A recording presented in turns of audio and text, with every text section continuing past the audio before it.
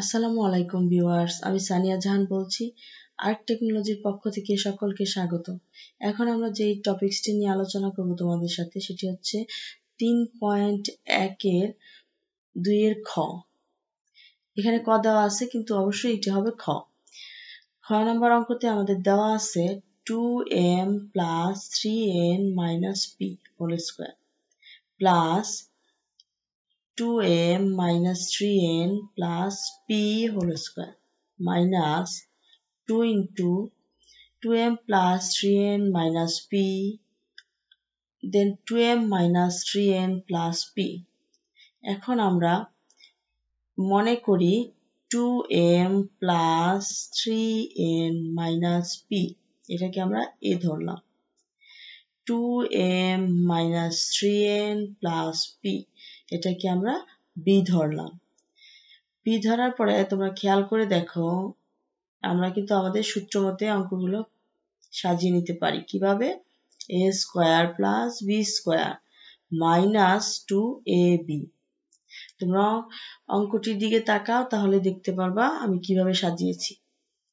a square minus 2ab plus b square. এখন আমরা এটাকে সাজিয়ে লিখলাম a square minus 2ab plus b square.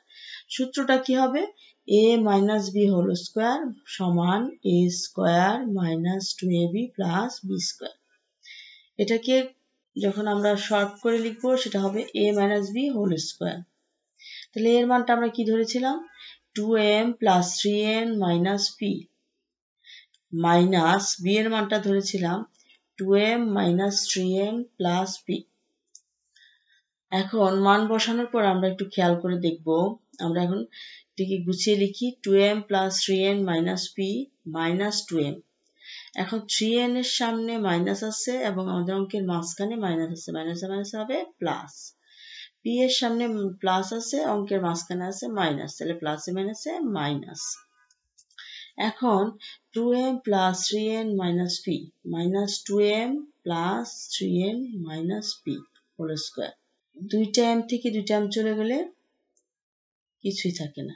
3n এবং 3n দুইটা যোগ করার পরে পেলাম 6n মাইনাস p এবং ওখানে আরেকটি আছে মাইনাস p, তাহলে দুইটা যোগ করলে হয় মাইনাস 2p হোল স্কয়ার।